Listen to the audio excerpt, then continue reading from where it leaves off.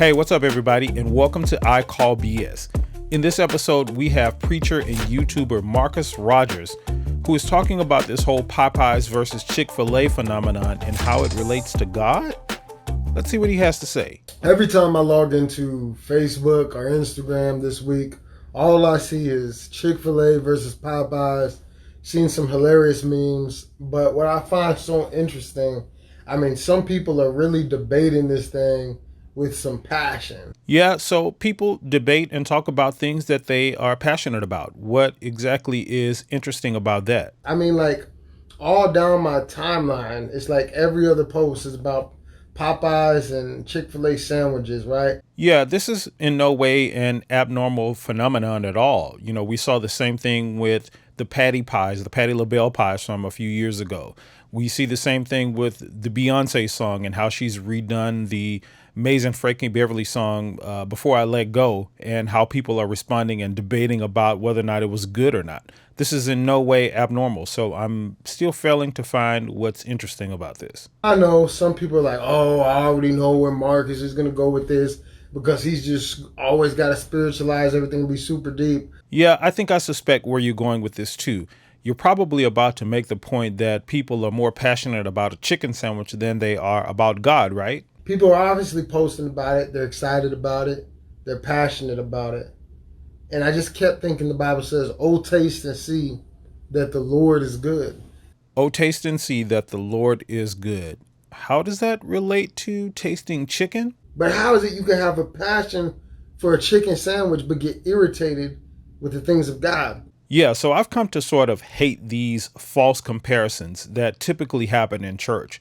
They usually go something like this. You know, you can get excited about a football game or at a football game or at a basketball game, but you can't get excited or enthusiastic about the things of God or church. Now, a false or a faulty comparison is defined as a logical fallacy comparing one thing to another that is not related in order to make one thing look more or less desirable than it actually is. And that's what's happening here. What he's doing is comparing the enthusiasm or excitement about a chicken sandwich from either Popeyes or Chick-fil-A with the excitement or, enthusiasm that people have about church and things of God. And these two things are completely unrelated.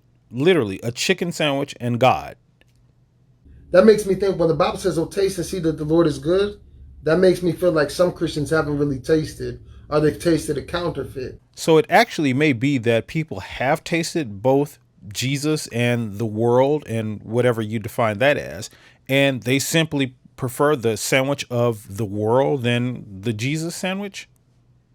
How can you be so passionate about eating two different chicken sandwiches that, man, I got to go live, I got to post about it, I got to argue, I got to defend this Popeyes chicken sandwich to the whole world?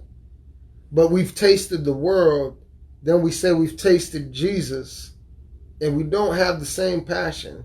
So here's the thing. People posting their preferences about a chicken sandwich says absolutely nothing about their preferences elsewhere. For example, I could say that people are out here posting enthusiastically about a chicken sandwich from Popeyes or Chick-fil-A, and they're not doing the same thing with their children. You see how that doesn't relate? And you see how, their passion for a chicken sandwich does not tell you anything about the passion that they have for their children? Or I could say you're here on YouTube posting about, people's passion about chicken sandwiches when you could be helping, children in third world countries. So maybe you don't care about children in third world countries. See, that would be an unfair comparison. Your posting about this chicken sandwich issue says nothing about how you feel about children in third world countries. You get it? See, a lot of people logging off right now because they don't like what I'm talking about and they think that I'm being overly spiritual. So perhaps if people are logging off, it may be because they just don't find what you're saying interesting or it doesn't make sense to them. Did you rule those out as possible conclusions? But the thing is, if there's a war going on for souls and Jesus is the best thing that ever happened to you, why is it that we lose the passion? Why is it that we lose the fire? So the whole war for souls thing, there's quite a bit wrong here with what's being presented. First, you're committing another fallacy called a red herring. This is where you attempt to redirect an argument to something else that you're better prepared to present or argue for. And the problem is that this doesn't relate to the actual issue of the chicken sandwich and the enthusiasm and how it relates to God at all. And there are people who don't subscribe to the idea of souls at all, let alone a war for them. So your point about bringing this up is actually a moot point. Now, next, let's say that one does subscribe to this whole notion of souls and the war of souls thing. How does passion for one thing over the other factor into this equation? Is it not enough to simply do things that guarantee your soul's salvation and maybe possibly help the souls around you to be saved, with maybe a lack of enthusiasm? Do you also have to do it enthusiastically? Think about it, brothers and sisters. I know a lot of you have been seeing it on your timeline all day. And if you be honest, you say, man, and this isn't saying like they're a Christian because they post it on Facebook, but they got such a passion for it. I don't see them posting about Jesus like that. I don't see them talking about Jesus like that. Now, this is just a total demonstration of the lack of understanding of how social media actually works. Or it's just some futile attempt to try to stay relevant, or both. Just suffice it to say here that everyone is talking about this whole chicken sandwich thing because everybody is talking about it.